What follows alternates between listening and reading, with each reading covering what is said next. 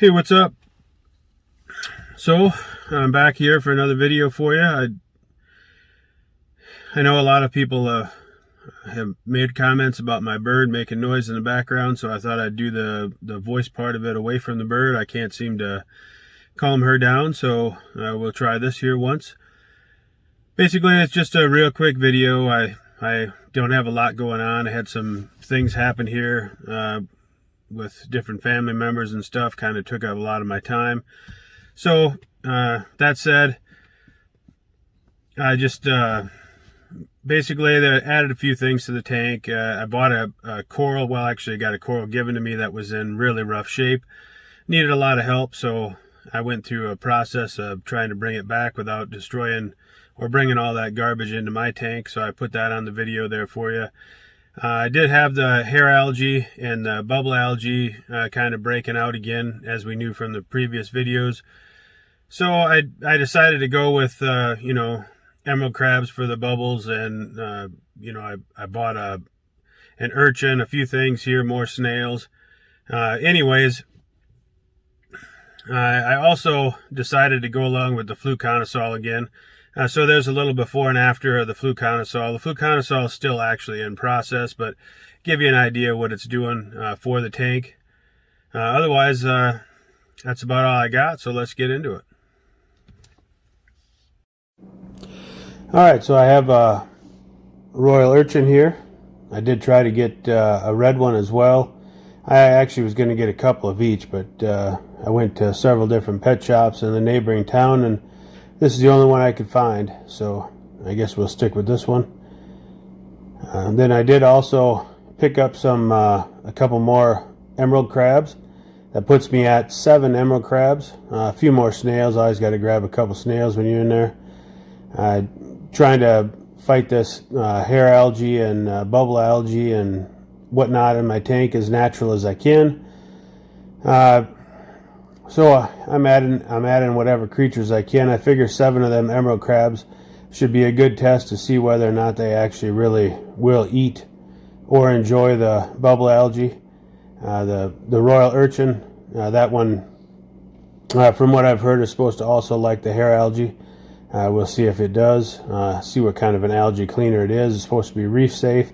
I was going to get 3 or 4 of them. These crabs here that I got, they were actually eating bubble algae in the tank that I seen them come out of, so I actually witnessed them eating it.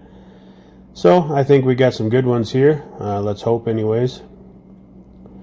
These here are the 2-spot blennies, or excuse me, gobies you see here. They actually have been in quarantine with me for a while here, so I was excited. I thought, they're healthy, they're looking good. I'm going to put them in the main display tank here. Well, I have a hard time adding fish to this tank. I might end up having to take that cardinal out of there, because anytime I put anything in there, he kills them, and he killed these right away. This is that coral frag that I was mentioning that was given to me. As you can see, there's a variety of things on there. When it was in the tank, there was some yellow polyps. There was some 2 or 3 different zoas on there. Obviously, you can see a ton of aptasia. You name it, it's in this. There's kind of a frag and a block mixture here. So it's kind of a trap shoot here. I'm gonna take it and I'm gonna try to see if I can't kill anything that potentially could be harmful in my tank off of it, clean it up good, put it in the tank, see how it does. That is actually the hope here. So I plan on taking it and running it through quite a course here. My first step would be to just, I'm obviously going to take it with a turkey baster, and I'm going to blast anything that I can find on it that's loose off of it. Take a look and see where it's at. I'm probably going to, try to eliminate as much of that aptasia as possible. If you can see in this bowl right here, that's just from blasting it with a turkey baster. That's nothing else. So there it is right there. The aptasia didn't, they don't even go in. They're not even scared. That's how many they're on there. They're just like strong and proud. But we're going to get that. I'm going to get after it here with a toothbrush. So you can see right here, this is what it looked like after I gave it a good scrubbing with a toothbrush for a while. Then now I have it in a dip. So this dip here, there's iodine and then coral dip in it, and I'm going to let it. It's extra strong. Let's put it that way. It's well above whatever they recommend for dipping it. I'm going to leave it in there a little longer than normal. I'm going to push it to the max. I guess if I lose it, I'm not really out anything. I'm just trying to save whatever I can on this. You can see on there's a pod jumping around. There's a variety of who knows what all. There's probably eggs on there. Like I said, I took after it with the toothbrush pretty hard. This is the coral dip that I used, that Brightwell Metacoral. And then I also used some Brightwell Lugio solution for iodine in there, just to give it a good strong mixture. After, obviously I scrubbed the heck out of it with a toothbrush. I don't know how well that stuff is going to hold up from that, but we did it nonetheless. We're going to check it out, see how it works.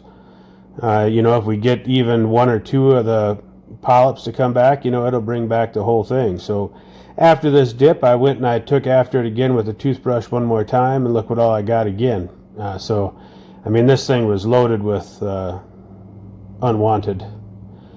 Now here it is after, this is 2 or 3 cleanings and a dip. As you can see, I got it, the polyps are all pretty well shrunk in tight and unhappy, but you can tell I got it pretty dang clean. I think if there was, eggs or anything like that from anything unwanted on there, that they're pretty well cleaned up. I took after it like I was trying to clean my own teeth, so we'll see how that works. And then on here, this is getting into the hair algae. You can tell I did a distance shot. You can see the hair algae just waving. It's nice and long. This is it's been neglected here a little while. Like I said at the beginning, I've had some issues with different things going on. I haven't been able to spend time on the tank or do videos, that kind of thing. So obviously with this already starting before this happened, it just progressed here. I wasn't able to keep up with it. So this is where it was at the beginning. It's not a complete disaster, but you can tell the Zoa garden over there is just basically overtook with hair algae. There's bits of hair algae, on just about everything. Bright side, the cyano is still gone. You can see the, no cyano in there, so, that part of it's good. Raising the nitrates and the phosphates and getting things balanced, just, it took care of the cyano, but it basically triggered my original problem, which was the hair algae at the beginning that I kind of treated and forgot, by, basically reducing everything to zero. So that's not a good plan because it just brings on cyano, which is worse. I would sooner see some nice green hair waving in the background than I would see everything coated with a red slime. So just my personal opinion. I'll be getting rid of this though here because I'm going to start the Fluconazole treatment on this here. That's a 14-day treatment. I'll show here in the, as the video comes up. I'm just showing right now the corals and the, all the bubble algae and whatnot mess that I got going on here from the neglect that I've been doing on it. But now here is just 1 week after Fluconazole. Now, if you can remember what we just looked at here moments ago, you can see that the amount of hair has already diminished dramatically. Of course, I'm not going to lie to you. I did go in there and grab chunks of it and pull it off at the beginning. There was no reason to, have all that in there dying. I might as well get that out as much as I can. So, we got that taken out of there. But either way, this is 1 week in. I got another week to go because basically it's kind of a 14-day treatment. I only used 2 of the 200 milligram caplets so far. I think I'm going to put the third one in, 1 per 10 gallons. I'm going to put the third one in here probably in the last 4 or 5 days of the Fluconazole treatment. But as you can see here, everything's looking good.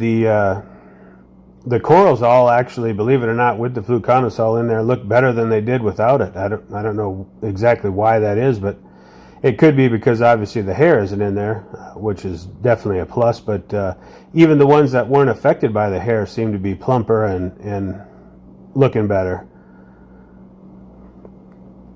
You know, so then I also have a feather duster worm down there. You can see that. He lost his feather duster when I first got him.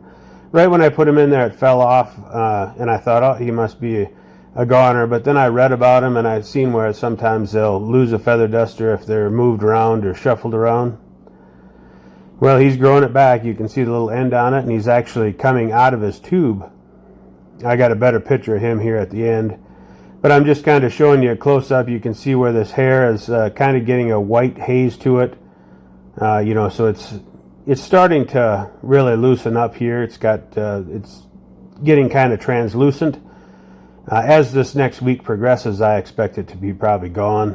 I really don't, and you can see the bubble algae up there is kind of thinning out considerable. That would be the emerald crabs. I've been trying to get a picture of them at night, but when I turn the light on, they scurry off.